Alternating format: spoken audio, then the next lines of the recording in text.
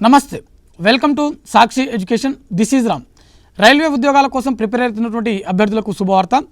RRB railway recruitment board నుంచి isolated categories సంబంధించినటువంటి ఉద్యోగాల భర్తీకి నోటిఫికేషన్ విడుదలైంది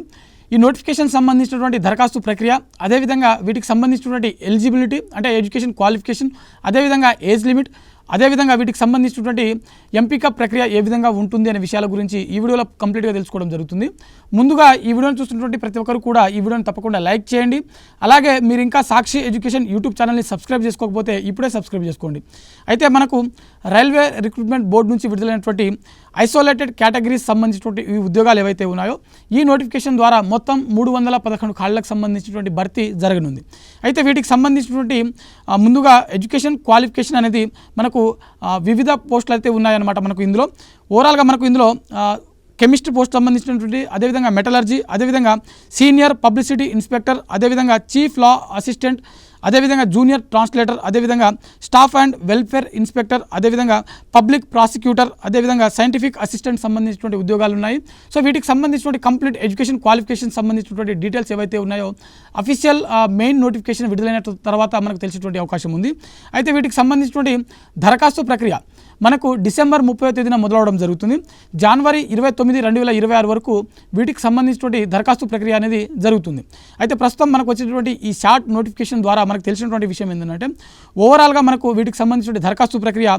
డిసెంబర్ 30 నుంచి జనవరి 29 వరకు జరుగుతుంది అదేవిధంగా వీటికి సంబంధించిన వేకెన్సీస్ 311 ఖాళీలు అయితే ఉన్నాయని చెప్పి మనకు తెలియడం జరిగింది వయో పరిమితి చూసినట్లయితే ఎవరైతే ఈ పోస్టులకు దరఖాస్తు చేసుకోవాలనుకుంటున్నటువంటి అభ్యర్థులు ఉంటారో మినిమం 18 సంవత్సరాలు మ్యాక్సిమం 40 సంవత్సరాల వరకు వయసు ఉన్నటువంటి అభ్యర్థులు ఈ పోస్టులకు దరఖాస్తు చేసుకోవడానికి అర్హత కలిగి ఉంటారు ప్రభుత్వ నిబంధనల ప్రకారం ఎస్టీ ఎస్సీ మరియు ఓబీసీకి చెందినటువంటి అభ్యర్థులకు వయో సడలింపు అనేది వర్తిస్తుంది అదేవిధంగా ఎంపికైనటువంటి అభ్యర్థులు ఎవరైతే ఉంటారో వీరికి మినిమం 19,900 రూపాయలు శాలరీగా చెల్లించడం జరుగుతుంది మ్యాక్సిమం 44,900 రూపాయల వరకు జీతం అనేది అందుకుంటారనమాట